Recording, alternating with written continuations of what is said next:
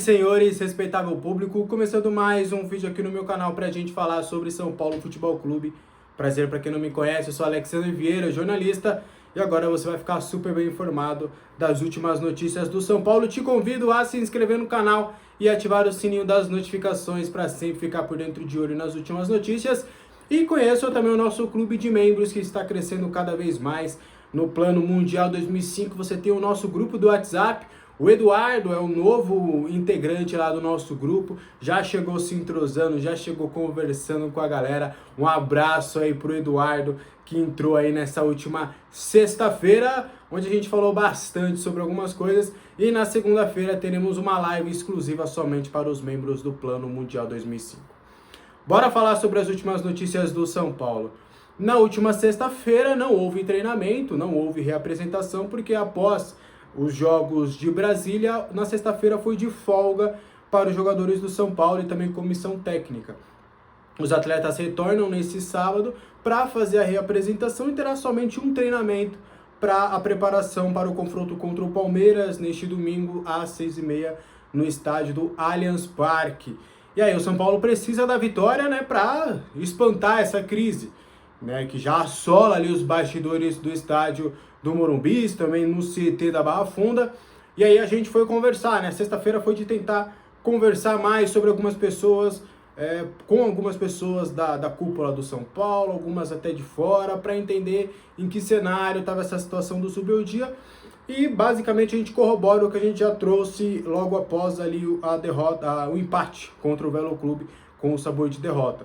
O Zubeldia fica, hoje ele tem um prazo de validade na testa. E somente num caso de reviravolta bem grande do Zubeldia, com uma vitória neste domingo e com o título paulista também, que ele deve continuar no clube. Mas basicamente esse é o cenário hoje do Zubeldia. E resta ver se de fato ele vai conseguir essa reviravolta.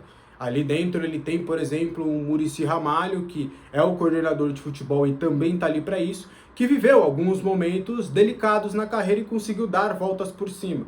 Vamos ver se o Zubeldia de fato vai conseguir dar essa volta por cima, mas eu garanto para vocês que hoje não existe mais uma unanimidade do técnico Zubeldia entre a diretoria.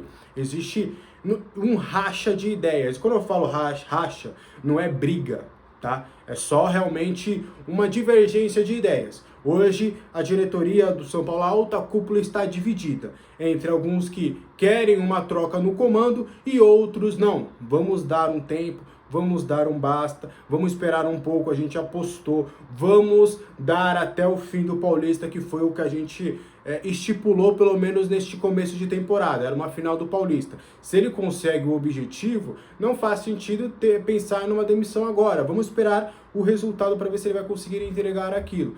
E claro, quem dá a última palavra é o presidente Júlio Casares. Pode haver divergências, mas se hoje o Zubeldia continua no comando técnico do São Paulo para o confronto contra o Allianz Parque e continua também até o fim da trajetória do São Paulo no Paulistão, é também com o aval do seu presidente, que entende de fato que o Zubeldia ele meio que merece essa oportunidade de, com uma pré-temporada, com o elenco que ele montou, com as peças que ele tem, de demonstrar serviço e na primeira crise, podemos dizer assim, na temporada, ele poder dar a volta por cima e esperarem uma resposta. Até eu conversei com uma pessoa que ela me relembrou, olha, antes ali do confronto contra o Vasco, ele também já estava meio que balançando, estava numa situação, me falaram que até pior do que está neste momento em termos ali na diretoria, pelo menos internamente, ele balançou mais no cargo pré-jogo contra o Vasco do que propriamente agora nesse pré contra o Palmeiras. Falaram, a resposta em campo aconteceu, o São Paulo venceu e convenceu contra o Vasco, também fora de casa. O São Paulo era mandante daquele jogo no Brinco de Ouro, mas foi fora de casa. O time conseguiu corresponder. E aí a gente espera que isso aconteça já no confronto contra o Palmeiras do domingo. Vamos aguardar aí nessa maratona, meio que uma maratoninha difícil que o São Paulo tem. Vai pegar o Palmeiras fora, tem a Ponte Preta e o São Bernardo, que são duas equipes que estão na frente do Palmeiras no grupo D. Então são equipes com boas campanhas, então essa reta final aí de Paulistão, o Zubeldia vai poder, quem sabe, dar essa volta por cima. Beleza? Bora continuar aqui com algumas informações? Bora falar sobre essa situação do Jandrei. E aí a gente foi fazer perguntas, né? Tanto nos bastidores do São Paulo para entender como é que estava essa situação do Jandrei, como é que foi essa repercussão pós-jogo contra o Velo Clube. E, mais uma vez, a palavra foi, na verdade, respaldo.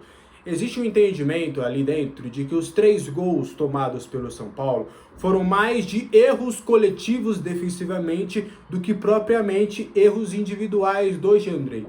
Existe ali uma certa proteção por entender que o Jandrei, além de ser um cara muito bom de grupo, é um goleiro que é experiente, reserva e que não reclama dessa condição, ele também ajudou o São Paulo em alguns momentos na temporada no ano passado.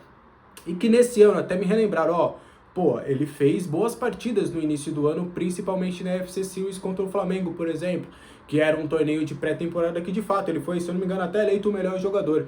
E ele teve uma boa atuação, por exemplo, contra o Botafogo de Ribeirão Preto, só que depois disso, né, ele acabou não tendo, aliás, contra o Botafogo nem foi o contra a Portuguesa, perdão, que ele teve ali a falha no início e que depois ele salvou 2 bolas ali contra a Portuguesa, contra o Botafogo foi o Rafael.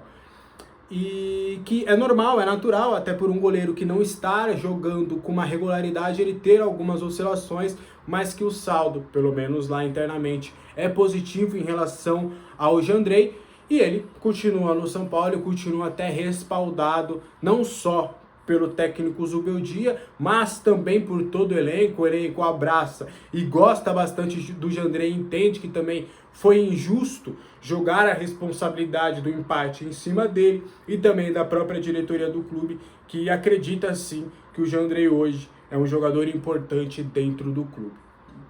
Aproveitando dessa questão de goleiros, o Gabriel Salles trouxe uma informação interessante lá do goleiro Leandro, hoje que é o 4º goleiro do São Paulo, se bem que por enquanto ele é o 3º porque o Young tá com uma fratura ali no pé e tá sendo desfalque.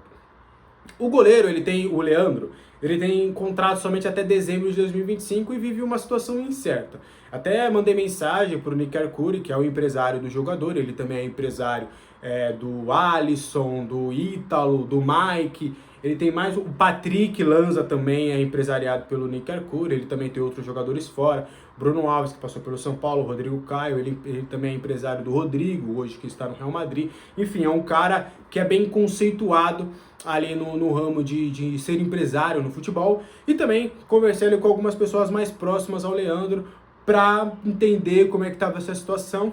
E é assim, o goleiro, o Leandro, ele tem um carinho muito grande pelo São Paulo. Ele é torcedor do São Paulo, né? Não que isso mude alguma coisa, mas ele é torcedor do São Paulo e tem um carinho pelo clube.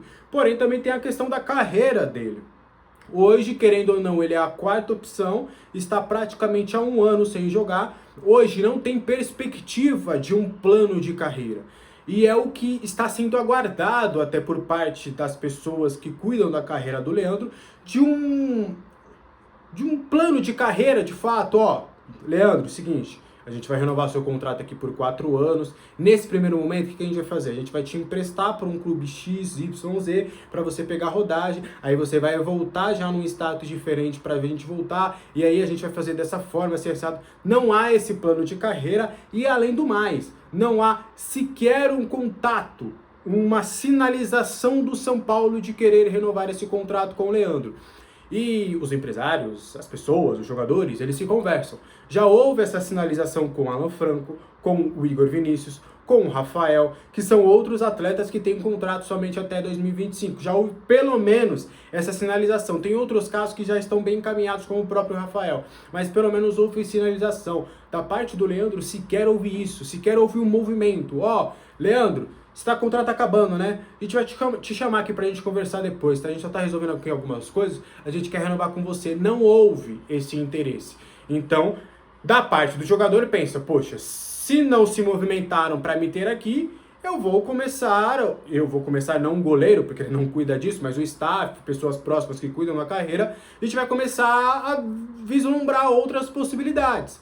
né, ver o que a gente vai fazer. Se o clube não oferece um plano de carreira, a gente quer montar aqui um plano. Então, o que a gente pode fazer? Que clubes que contataram? Quais foram as últimas sondagens? Será que a gente pode tentar alguma coisa já na Europa e um clube menor? Será que a gente pode buscar aqui no mercado brasileiro um clube de terceira, segunda divisão para a gente maturar? Enfim, então, a parte do Leandro já começa a vislumbrar a possibilidade de montar um plano de carreira para esse pós-contrato ali do Leandro com o São Paulo, já que existe o sentimento de que o clube não tem interesse, pelo menos nesse primeiro momento, de fazer uma renovação contratual.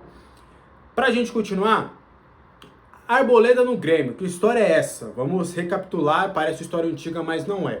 A Rádio Imortal, ela até trouxe uma informação de uma nova proposta que foi ofertada ao São Paulo para levar o Arboleda. O Grêmio, ele acabou de fechar a contratação do Wagner Leonardo, um zagueiro canhoto, né? Foi fechado em 26 milhões de reais, se eu não me engano. Ele estava no Vitória, foi destaque no Vitória. Ele até já teve o seu nome, inclusive, sondado pelo São Paulo, teve uma coisinha de Palmeiras também, mas agora concretizada mesmo, teve essa negociação com o Grêmio. Antes de fechar com o Wagner Leonardo, a diretoria gremista tentou novamente o contato com o Arboleda. Lá no início do ano, a cúpula gremista ofereceu para o São Paulo um empréstimo de uma temporada, pagando 3 milhões de reais por esse empréstimo, com uma opção de compra ao fim do vínculo, caso o Grêmio quisesse a manutenção do zagueiro. O São Paulo vetou veementemente e falou que só aceitaria negociar o atleta por uma compra e com valores que sejam de fato o que o São Paulo entende que o Arboleda vale. Nas últimas semanas, ou nos últimos dias, o Grêmio voltou a procurar o São Paulo já com uma proposta de compra. Uma proposta de 12 milhões por um percentual maior do atleta. O São Paulo vetou novamente essa situação e falou que por essas condições o São Paulo não vai fazer negócio.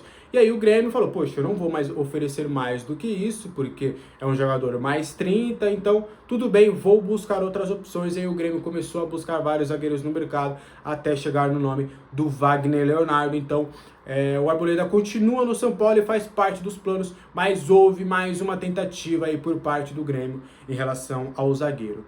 Beleza? São Paulo se reapresenta hoje, neste sábado, vai fazer toda a sua preparação, né, de um treino só para a partida contra o Palmeiras. É bem provável que amanhã a gente traga aí a provável escalação com um treino só. Vamos ver se a gente consegue apurar alguma coisa, entender ali alguma coisa, se a gente vai conseguir alguma informação em relação ao Zubildia. De fato, no último jogo ele surpreendeu a todos, né? Até a gente que acreditava que iriam reservas, outras pessoas até acreditavam que iriam reservas, mas de fato o Zubildia acabou indo com o seu time principal.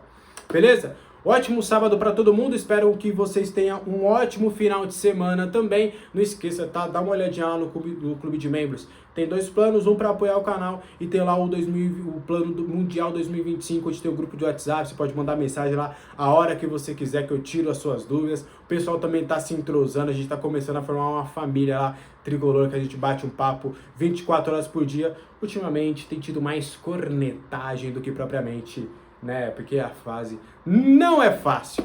Beleza? Um abração pra todo mundo, bom sábado, bom final de semana. Amanhã às 7 horas tem vídeo novo. Um abraço, tchau!